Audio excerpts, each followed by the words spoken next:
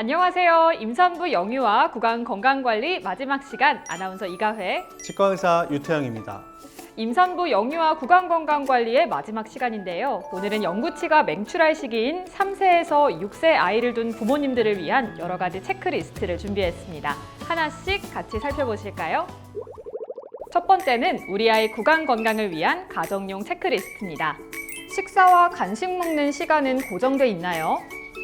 잠들기 전에 양치하는 습관을 가지고 있나요? 가족이 모두 매일 같은 시간에 이를 닦나요? 아이가 잠을 잘 때 공갈 젖꼭지를 물고 자나요? 자, 다들 질문의 답들을 적어보셨나요? 방금 보신 체크리스트는 우리 아이가 건강한 영구치 관리 습관을 기르기 위해 집에서 함께 고려해야 할 내용들이었습니다. 다음은 바로 우리 아이가 하루의 절반 이상 시간을 보내는 어린이집이나 유치원의 환경입니다. 간식이나 식사 후 양치질할 수 있는 공간과 상하수도 시설이 있나요? 아이들의 치약과 칫솔, 컵은 위생적인 장소에 보관하고 있나요?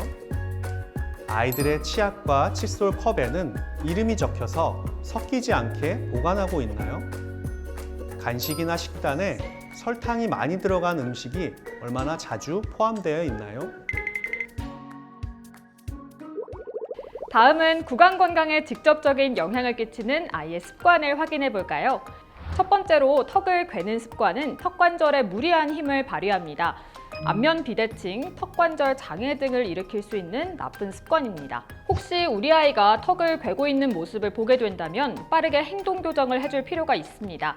특히 엎드려서 핸드폰 게임을 하다 보면 쉽게 이러한 습관이 생기고 나니 잘 관찰하고 도와주실 필요가 있습니다. 두 번째는 손톱을 물어뜯는 습관인데요. 턱을 괴는 습관이 직접적으로 구강에 영향을 주는 것과는 달리 손톱을 물어뜯는 습관은 정신건강이나 심리 상태와도 관련이 있어서 조심스러운 접근이 필요합니다. 다른 친구들에게 놀림감이 되거나 손톱에 세균이 입을 통해서 감염을 일으킬 여지도 있습니다. 과한 경우에는 치아가 앞으로 튀어나오는 구조로 변할 수도 있고 치아가 깨진다거나 파여서 보기에 안 좋을 수도 있습니다. 평소 아이가 어떨 때 손톱을 물어뜯는가 살펴보시고 그러한 환경이 생기지 않도록 관리해 주시는 것이 좋습니다. 아이의 심리가 편안한 상태일 때 스스로 그 행동을 돌아볼 수 있도록 설명해 주시고 앞으로 고칠 수 있는 행동이라는 자신감을 심어주시는 것이 좋습니다. 만약 오랫동안 습관이 지속되고 아이가 전문가에게 도움을 청하는 것에 동의를 했을 경우에 소아정신과나 심리 전문가와 상담을 통해 개선하는 것도 좋은 방법입니다. 네, 그 외에도 혀를 자주 내밀거나 아랫입술이 부을 정도로 수시로 빠는 습관을 가진 아이, 손가락을 자주 빠는 아이도 있는데요. 이러한 습관이 장기적으로 지속되면 부정교합을 일으킬 수 있습니다. 아이들이 이러한 행동을 하는 상황을 인식하고 입술 주변 상처에 약을 소량 발라서 쓴맛을 느끼고 멈추게 하는 것도 방법입니다. 이렇게 열심히 관리해줬음에도 불구하고 아이와 함께 치과에 갈 일은 분명히 생깁니다. 아이들이 치과를 참 싫어하고 겁을 먹곤 하는데요. 무엇보다 마취나 치료 과정의 통증을 경험한 아이는 치과가 공포의 대상이 되기도 합니다. 네, 맞습니다. 따라서 아픈 치료를 받기 전에 검진이나 예방적인 불소도포 등으로 치과의 첫인상을 두렵지 않게 만들어주시는 것이 가장 중요합니다. 이는 아이의 전체 삶에서 치과에 대한 인식을 좌우할 수 있는 중요한 문제입니다. 아이가 치과 치료에 공포감을 느낀다면 일반적으로 웃음가스를 사용해서 치료를 진행하고 만약 제어할 수 없을 정도로 치과에 대한 공포가 심하거나 적응을 못한다면 도포 마취나 무통 마취를 하는 경우도 있습니다. 부모님의 입장에서는 어린아이에게 행하는 마취를 걱정하시기도 하는데요. 도포 마취나 무통 마취는 전문의의 감독하에 안전하게 이루어지기 때문에 너무 걱정하지 않으셔도 됩니다.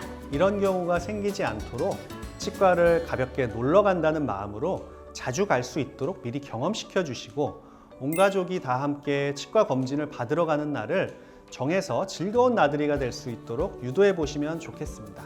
각 지역 보건소의 구강보건실에서는 온가족 구성원의 치아 건강을 위해 다양한 프로그램을 진행하고 있습니다. 어린아이를 위한 불소도포, 스케일링 등 온가족이 누릴 수 있는 여러 프로그램을 제공하고 있는데요. 종종 한국건강증진개발원 홈페이지 또는 각 지역의 보건소 홈페이지를 통해 준비된 다양한 혜택들을 누리시길 바랍니다. 처음에 말씀드린 것처럼 결국엔 부모님의 노력이 아이의 평생 구강건강 관리 습관을 만들어줍니다.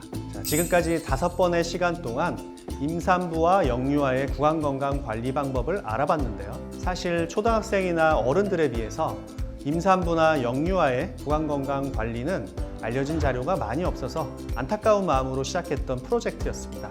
이 5편의 내용이 엄마와 아이 모두 건강한 구강을 지켜주는데 조금이나마 도움이 됐으면 좋겠습니다. 그럼 마지막 인사를 드리며 저희는 물러가겠습니다. 구강 건강의 시작은 규칙적이고 올바른 칫솔질로부터 시작됩니다. 꼭 잊지 마세요. 안녕!